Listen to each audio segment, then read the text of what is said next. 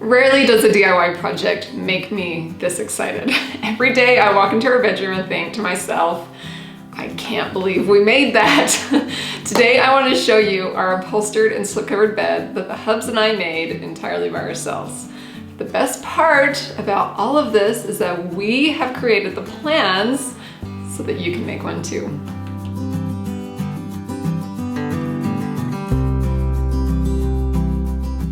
Real quick, if you are new here, my name is Cami and I'm the creator of the blog TIDBITS, which I will link to below if you want to help me out and go visit my little corner of the web.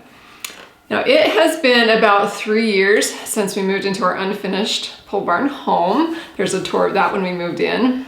We built it all ourselves, and almost every room is finished except our pantry, office, and this primary bedroom or master bedroom, whatever you prefer to call it.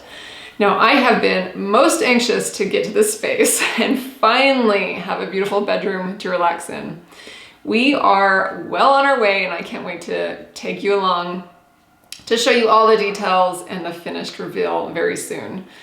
Now, when I was envisioning the bed for this space, I could not help but drool over all the linen slip-covered beds I was seeing from big name designers, specifically Amber Lewis and Studio McGee. Now, if you've been with me very long, you know I am obsessed with linen. Pure, 100% nubby, wrinkly, delectable linen.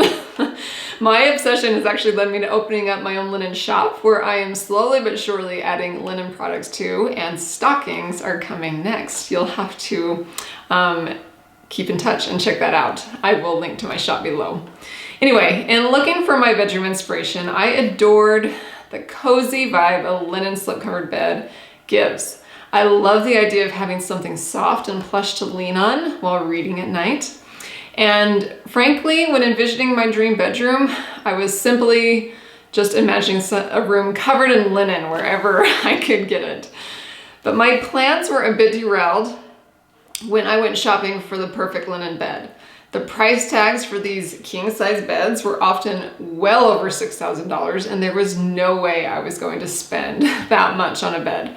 Now, when I showed my Mr. TIDBITS what I really wanted, he was so confident that we could make it ourselves. I had my doubts, particularly in my sewing skills, but he convinced me to give it a go. And we carefully thought the entire process through. It was so fun to be able to kind of customize the dimensions. I actually did love how high the footboards often were on the beds I saw online. So we made it like the perfect height to just sit below the bedding. It's perfect because it keeps the bedding in place, but doesn't actually obstruct the view or seem too bulky either way. We also wanted our bed frame a bit higher since we use our under the bed storage to the max. Now, I wanted the mattress to sit into the sideboards just a little bit, but not as much or as little as I was seeing in other beds like this online. I was particular about how thick I wanted the frames and how much I wanted them to curve. So we designed all of this to our liking. The finished results are exactly how I hoped, perhaps even better than I hoped. I worried about the process so much, but once we dug in and started building it, I was amazed at how it came together so flawlessly.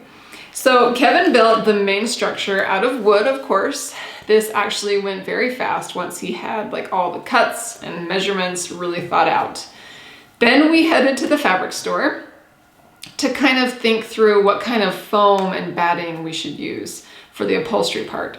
We ended up just using a 1-inch foam with a double layer of quilt batting. We contained all that in with some inexpensive muslin fabric. Having never upholstered anything in our lives, I was pretty impressed with ourselves and our staple gun. Then I got to work with my natural flax linen fabric and created a pin fit of the entire bed frame. Now, I opted for a natural linen color, which is just pure linen flax fibers before they've ever been bleached or dyed. I think it's really beautiful. Now, once it was all pin fitted, I began sewing the pieces together. Finally, joining it all with like a bottom sheet, which is just a drop cloth, but you don't see it because it just sits under the mattress. So the whole process was very forgiving as I was able to sew a seam, try it back on, and adjust if needed. Before we started building this bed, I knew this would be something I wanted to not only share with you, but make it possible for you to build one too. I actually shared a sneak peek reel on Instagram and got flooded with questions on where we got our bed. Now, I truly hope in sharing these building plans that you can also create a bed like this for yourself. If you've never upholstered or sewn a slipcover, worry not, we hadn't either. You'll be steps ahead of us because you'll have instructions to go with it.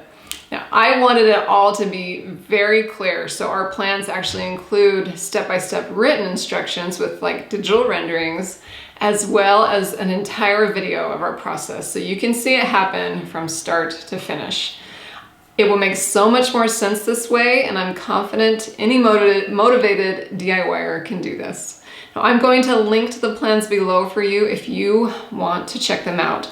They were a ton of work for us to create, so I have asked for a small purchase fee to get access to the plans and video. Now, this is an amazing way to support our work and keep us sharing all this free content and ideas. So thank you in advance. And there will be a launch pricing that's a better deal than what we'll have it listed for later on.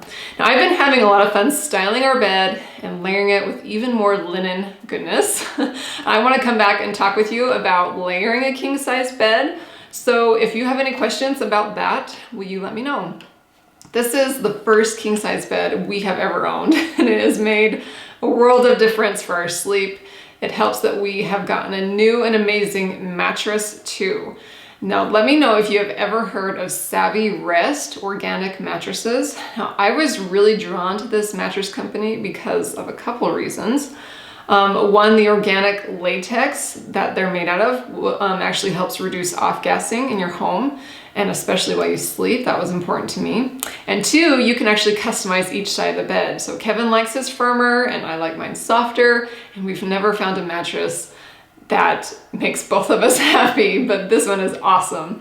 There's actually a lot I want to tell you about our Savvy mattress, so I think I'll be back in another video very soon to share all that with you. In the meantime, if you want to learn more about Savvy Rest, I will link to our mattress below. Now, if you want to go check out the plans for our upholstered and slipcovered bed, please do so. I will also link you to a blog post that I've written with more details and beautiful photography on this project that I am so proud of that we have made.